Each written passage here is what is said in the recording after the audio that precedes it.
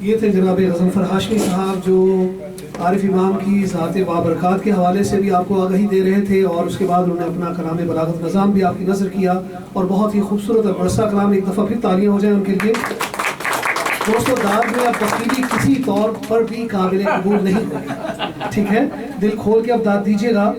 اس سے پہلے کہ میں نیکسٹ شخصیت کو بلاؤں، میں نے ایک دفعہ میں ریڈیو آکاش وانی سن رہا تھا، بہت عرصہ پہلے کی بات ہے، یعنی بچپن، وہ سمجھ لیں گے 10ویں 9ویں جی اس زمانے کی بات ہے. تو اس میں ایک بحث چل رہی تھی کہ غلام علی اور مہدی حسن میں کیا فرق ہے. تو کسی نے کہا کہ غلام علی جو ہیں وہ غزل کے لیے اترے، انہیں پیدا ہی غزل کے لیے کیا گیا ہے. تو کسی نے کہا تو پھر مہدی حسن، اس نے کہا غزل مہدی حسن کے لیے اتری، اس نے کہا غزل مہدی حسن کے لیے اتری ہے. اور آج میں بباغ دہل یہ کہہ رہا ہوں کہ غزل عارف امام کے لیے اتری. کیا بات. یہ میرے 2 سینٹس. دوستو اس شہر ادب میں ہمارے پاس اللہ تعالیٰ کا بڑا شکر ہے، بڑی نامور ہستیاں ہیں، عشرت آپی ہیں یہاں پہ، اور دوسری شخصیت ہماری ہے محترمہ تسنیم عابدی صاحبہ کی، جو کہ میری نظر میں یہاں پر آنے والا ہر شخص جو ہے، اگر کوئی ادب کا بنی گالا کہا جا سکتا ہے، یا ادب کا جاتی عمرہ کہا جا سکتا ہے، یا ادب کا لاڑکانہ کہا جا سکتا ہے، تو وہ تسنیم عابدی کی رہائش گاہ ہے. خستہ ماحول میں غزل کہہ کر، جی 90 خستہ ماحول میں غزل کہہ کر شاعری کو معیار بخشا ہے، کر کے خدمت ادب کی آپا نے شاعری کو وقار بخشا.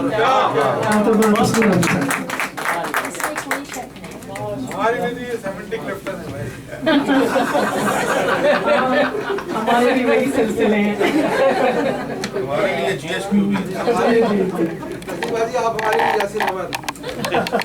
ہاں بالکل. ہر کوئی کیا کہوں، جو صاحب نے کسی اور حوالے سے کہا تھا. وقت بہت ہو گیا ہے، کچھ لکھ کر لائی تھی، دل چاہ رہا تھا کہ آج عارف بھائی کے حوالے سے کچھ بات کروں، لیکن میرا خیال ہے کہ آپ جی نہیں، وہ انشاءاللہ پورے 30 اس کے بعد تقریباً 45 منٹ ہی نہیں گئے. اچھا جی. سب سے پہلے تو میں اس بات کا تقدیس ادب کو یعنی بہت ہی کریڈٹ دوں گی کہ یہ بہت اچھا ایک کام شروع کیا ہے. ہمارے ظفر تقی صاحب یہاں موجود ہیں، اور بہت جو انہوں نے چراغ جلایا تھا نا ابھی، جیسے کہ مفتی نے ذکر کیا، یہ صرف اس حوالے سے نہیں پہچانے جاتے. میں نے ان کے ساتھ اردو کی کلاسز میں بھی 1-2 کلاسز میں نے ان کے ساتھ کام کیا، اور یہ مطمئن رہیں کہ وہ کام جو ہے وہ میں نے اب شروع کر دیا ہے یہاں، اور وائز میں اردو کی کلاسز جو ہیں وہ اسٹارٹ ہو گئی ہیں. تو کیونکہ یہ سارے کام جو ہے نا، یہ ان چیزوں کے ساتھ ساتھ کرنا پڑتے ہیں، تاکہ ہم جو کچھ پڑھ رہے ہیں نا، ہم لوگ بڑے چالاک ہوتے ہیں. ہمیں اگر اپنی شناخت باقی رکھنا ہے، اور مجھے یہ فکر ہے کہ کوئی عارف امام کو جانتا رہے اور دنیا جانے گی یقیناً، تو میرا فرض بنتا ہے کہ یہ جو نوجوان نسل ہے نا، اس تک میں اردو اور ادب کو پہنچاؤں. تو اپنے اپنے حصے کی روشنی کر رہے ہیں. دیکھیے ہواؤں نے جہاں تک ہمیں جلنے دیا، ہم جلتے رہیں گے. تو اردو اور عارف بھائی کے حوالے سے چند کچھ باتیں ہیں جو کرنا ہے کہ دنیا گلوبل ولیج بن چکی ہے، اور یہ قومیں جو ہے نا، یہ اپنی آج کل بقا کی جنگ میں مصروف ہیں. زبانیں جو ہیں وہ شناخت کھونے کے خطرات سے دوچار ہیں،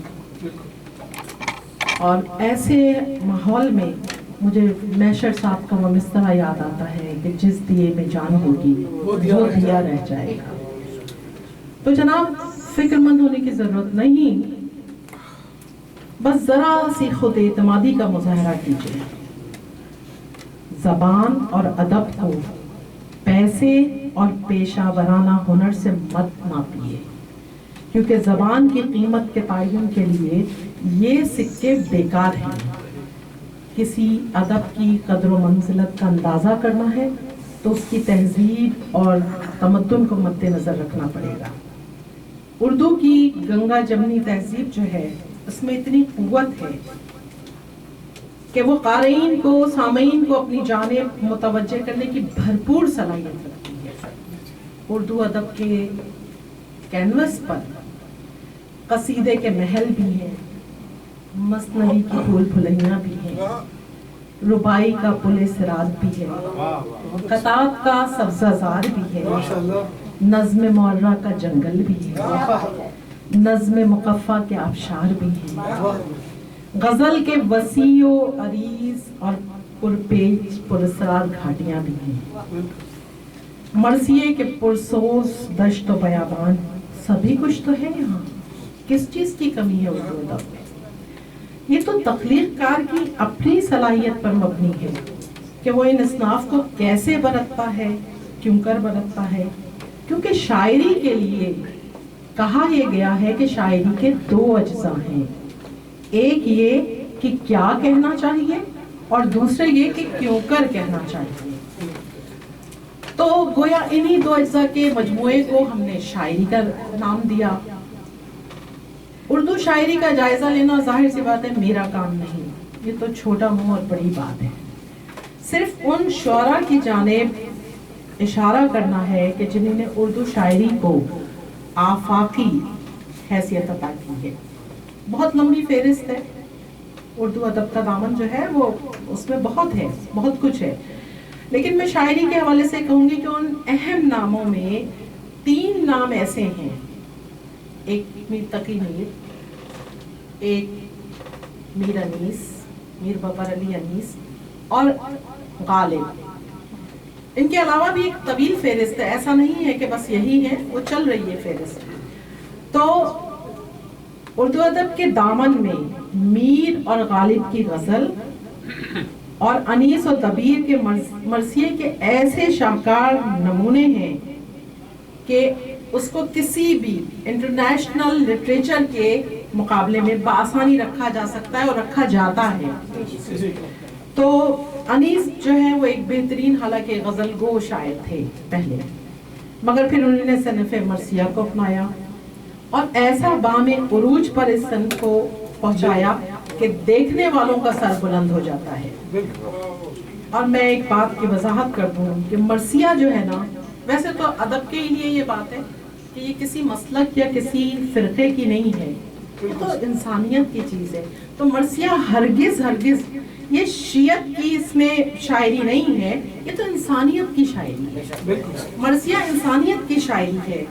تو آج کا جو دور ہے نا، موجودہ دور، وہ عہد حاضر کا کربلا ہے، اور اس عہد حاضر کے کربلا میں نا اردو غزل پر اس کربلا کے اثرات نظر آ رہے ہیں، اس کربلا کے اثرات نظر آ رہے ہیں، آنے والی کربلا کے اثرات نظر آ رہے ہیں۔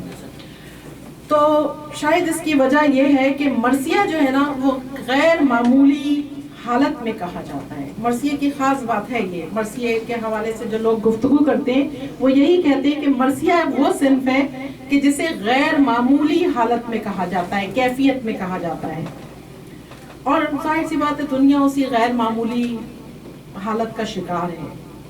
اور غزل کے لیے میں کہوں گی کہ غزل جو ہے نا وہ عالم عجلت میں کہی جا سکتی ہے۔ بڑا تیز رفتار زمانہ ہے، ہمارے زمانے میں ٹیسٹ میچ ہوا کرتے تھے، پھر وہ جناب ون ڈے ہوئے، اور اس کے بعد تو اب وہ 20 ہو گئے، اور مجھے لگ رہا ہے جو کارکردگی ہے اس میں اب ایک اوور پہ ختم ہو جائے گا، جس نے ٹاس جیت لیا وہی وہ جیت گیا۔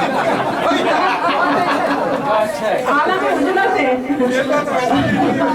عالم عجلت ہے، اور اس عالم، بہت شکریہ، تو اس عالم عجلت میں نا غزل جو ہے نا وہ ہم جیسوں کا بڑا ساتھ دیتی ہے۔ میں تو اپنے کو اس فہرست سے الگ ہی رکھوں، لیکن جو باقاعدہ قادر الکلام غزل کے شعراء ہیں، تو بہرحال میں نے بھی کہا کہ جب شعوری طور پر غم کو بیان کیا جاتا ہے تو مرثیہ کہا جاتا ہے، شعوری طور پہ، اور جب لاشعوری طور پر آپ کے دل و دماغ پر غم کی کیفیت ہوتی ہے تو پھر غزل میں وہی مرثیے کا رسائی رنگ آ جاتا ہے، وہی رنگ آ جاتا ہے۔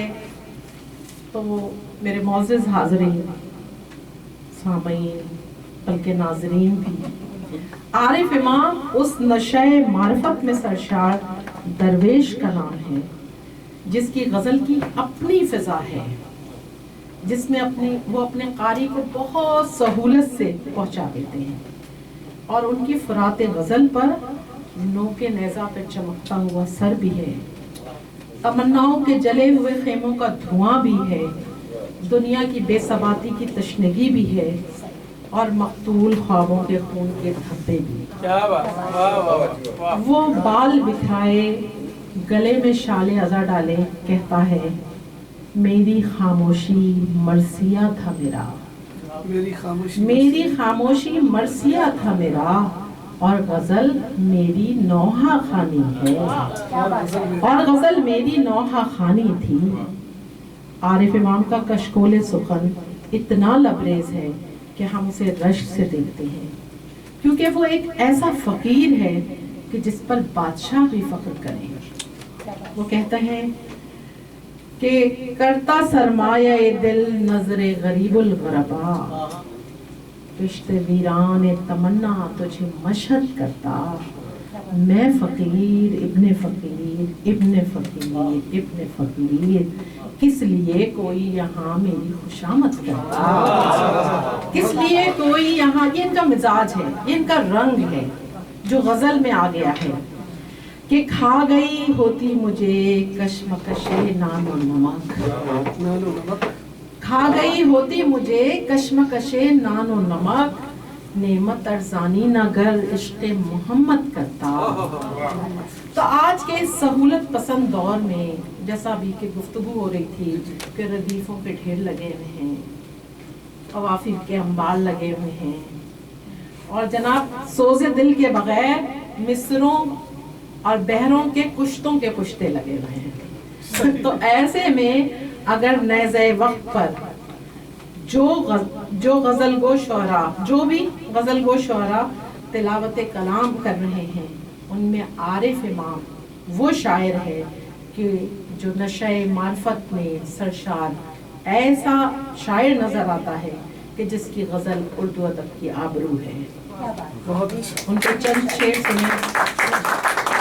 کشید کرتا ہے کاجل برائے دیدہ دل، دیکھیے کتنا خوبصورت شعر ہے۔ کشید کرتا ہے کاجل برائے دیدہ دل، بجھے چراغ سے اٹھتا دھواں سنبھال کے رکھ، ہے اس میں نور بھی شامل غبار بھی شامل، میرے بدن کو کہیں درمیاں سنبھال کے رکھ، کسی کو ٹھیس نہ پہنچے کسی کا دل نہ دکھے، فقیر ہے تو یہ حسن بیاں سنبھال کے رکھ۔ یہ عارف امام ہے۔ تو ہیوسٹن کے یہ جو ہمارے ادبی حلقے ہیں، ان کو یہ کمال حاصل ہے کہ ہمیں عارف امام جیسا شاعر ہمارے حصے میں آیا ہوا ہے، ہمیں میسر ہے۔ اور میں اکثر یہ بات کہتی ہوں اپنے طالب علموں سے بھی یا جن سے میں مخاطب ہوتی ہوں کہ شہروں کی پہچان نہ عمارتیں، باغ، سڑکیں نہیں ہوتی، شہروں کی پہچان لوگ ہوتے ہیں۔ جتنے قداور لوگ ہوں گے نا اس شہر کا اتنا ہی نام ہوتا ہے۔ تو ہم امیر ہیں کہ یہ فقیر ہمارے درمیان موجود ہے۔ میں نے جس مصرے پہ کہا گیا تھا، ہوتا یہی ہے کہ جو سبھی وہ مصرے استعمال کر کے جا چکے ہیں وہ قوافی، تو بہرحال ایک کوشش ہے، لگے گا آپ کو کہ دوبارہ سب کا مل کے ایک غزل پھر بن گئی، لیکن کوئی بات نہیں۔ زخم ساغر ہے درد بادہ ہے، زخم ساغر ہے درد بادہ ہے، جام فرقت سے استفادہ ہے، جام فرقت سے استفادہ ہے، عیب برہنگی شوق کہے، عیب برہنگی شوق کہے، تنگ کیوں زیست کا لبادہ ہے، تنگ کیوں زیست کا لبادہ ہے، فرس وقت کے تعاقب میں، فرس وقت کے تعاقب میں زندگی چلتی پا پیادہ ہے، فرس وقت کے تعاقب میں زندگی چلتی پا پیادہ ہے۔ عارف بھائی شعر دیکھیں کہ تیری پرپیچ شخصیت کی قسم، تیری پرپیچ شخصیت کی قسم، میرا انداز سیدھا سادہ ہے۔ تیری پرپیچ شخصیت کی قسم، میرا انداز سیدھا سادہ ہے۔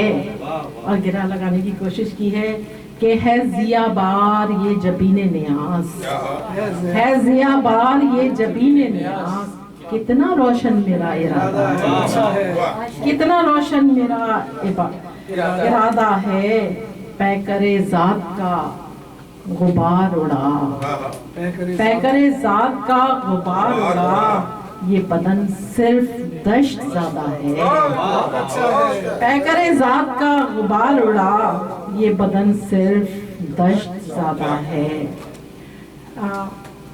مفتی جو ایک نئی غزل کے 2-4 اشعار، کیونکہ اب روایتیں تو سبھی ٹوٹ گئی ہیں، اس کو توڑنے والوں میں میں بھی شامل ہو جاؤں۔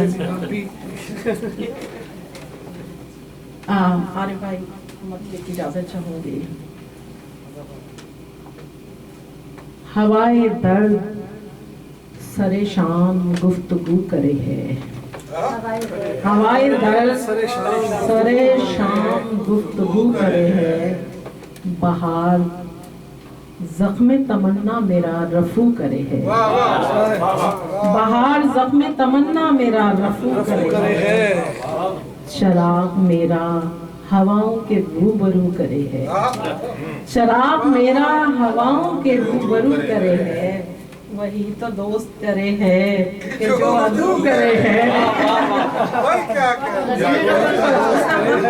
غزل پر میرا بہت عزیز دوست، اس کی بیوی بھی میری بہت عزیز ہے، وہی تو دوست کرے ہے کہ جو عدو کرے ہے، چراغ میرا ہواؤں کے روبرو کرے ہے، وہی تو دوست کرے ہے کہ جو عدو کرے ہے۔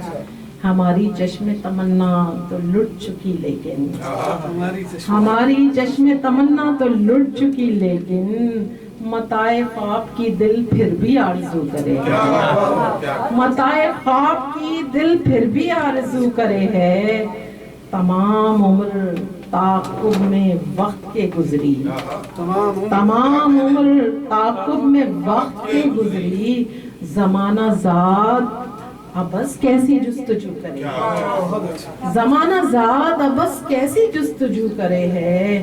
اور شعر دیکھیں کہ ہر ایک موج کی چھاگل میں اشک بھر آئے، ہر ایک موج کی چھاگل میں اشک بھر آئے، یہ کس کی تشنگی دریا کو سرخرو کرے، ہر ایک موج کی چھاگل میں اشک بھر آئے، یہ کس کی تشنگی دریا کو سرخرو کرے ہے، صدائے عشق ہے لہجے کا معجزہ ورنہ، صدائے عشق ہے لہجے کا معجزہ ورنہ، نہ میں کرے ہوں کوئی بات نہ ہی تو کرے ہے، صدائے عشق ہے لہجے کا معجزہ ورنہ، نہ میں کرے ہوں کوئی بات نہ ہی تو کرے ہے، چراغ میرا ہواؤں کے روبرو کرے ہے، وہی تو دوست کرے ہے کہ جو عدو کرے ہے۔